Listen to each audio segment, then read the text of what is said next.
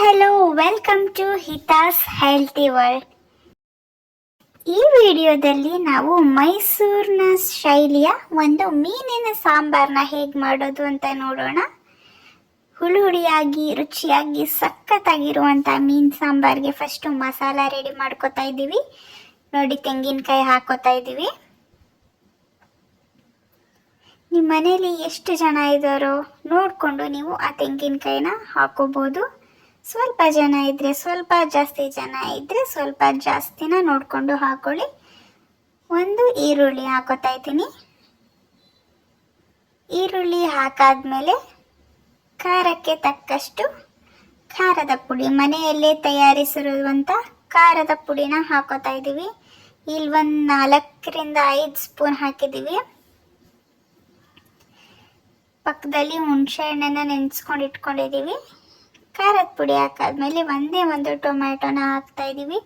ಟೊಮ್ಯಾಟೊನ ಜಾಸ್ತಿ ಹಾಕಬಾರ್ದು, ಏಕೆಂದರೆ ಹುಣಸೆ ಹಣ್ಣು ಹುಡಿನ ಹಾಕ್ತಾ ಇದ್ದೀವಲ್ವ, ಅದೇ ಮೀನು. ಈ ಒಂದು ಮೀನಿನ ಸಾಂಬಾರಿಗೆ ನೋಡಿ ಮಸಾಲ ರೆಡಿ ಆಯಿತು. ಇನ್ನೊಂದು ಪಾತ್ರೆಗೆ ಎಣ್ಣೆ ಹಾಕಿ ಈರುಳ್ಳಿನ ಹಾಕಿ ಚೆನ್ನಾಗಿ ಫ್ರೈ ಮಾಡ್ಕೋಬೇಕು.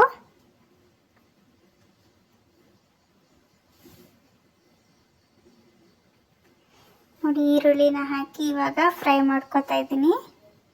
ಎಷ್ಟು ಚೆನ್ನಾಗಿರುತ್ತೆ ಅಂತಂದರೆ ಈ ಮೀನಿನ ಸಾಂಬಾರು ಎಲ್ಲರೂ ಒಂದ್ಸಲಿ ಟ್ರೈ ಮಾಡಬೇಕು. ನೋಡಿ, ಈರುಳ್ಳಿ ಎಲ್ಲ ಫ್ರೈ ಆಗಿದೆ. ಇವಾಗ ರುಬ್ಬಿಟ್ಕೊಂಡಿರುವಂತಹ ಮಸಾಲೆಯನ್ನು ನಾನು ಹಾಕ್ತಾ ಇದ್ದೀನಿ. ಹಾಕ್ಕೊಂಡು ಅದನ್ನು ಸಹ ಸ್ವಲ್ಪ ಫ್ರೈ ಮಾಡ್ಕೋಬೇಕು.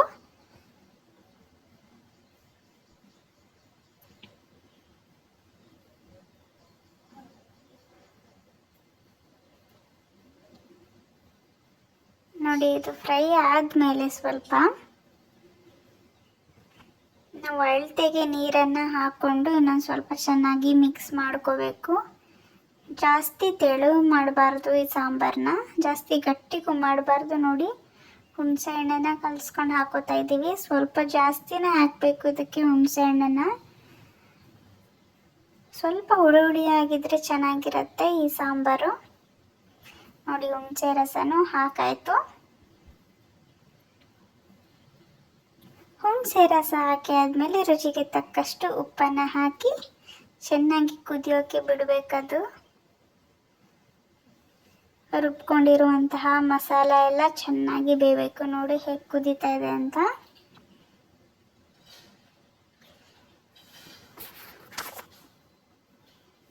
ಚೆನ್ನಾಗಿ ಕುದಿಬೇಕಿದು. ಮೀನನ್ನು ನಾವು ಲಾಸ್ಟಲ್ಲಿ ಆ್ಯಡ್ ಮಾಡ್ಕೋಬೇಕು.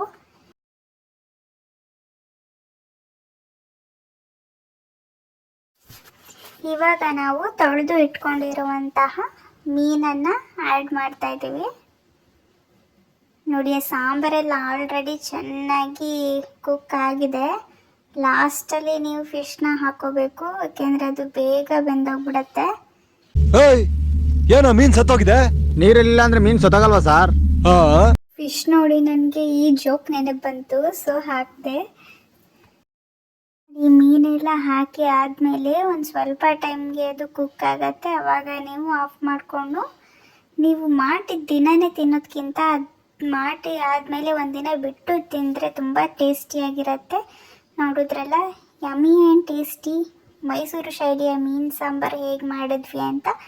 ವಿಡಿಯೋ ಇಷ್ಟ ಆದರೆ ಲೈಕ್ ಮಾಡಿ, ಶೇರ್ ಮಾಡಿ, ಕಮೆಂಟ್ ಮಾಡಿ ಹಾಗೂ ಚಾನಲ್ಗೆ ಸಬ್ಸ್ಕ್ರೈಬ್ ಮಾಡಿ. Thank you.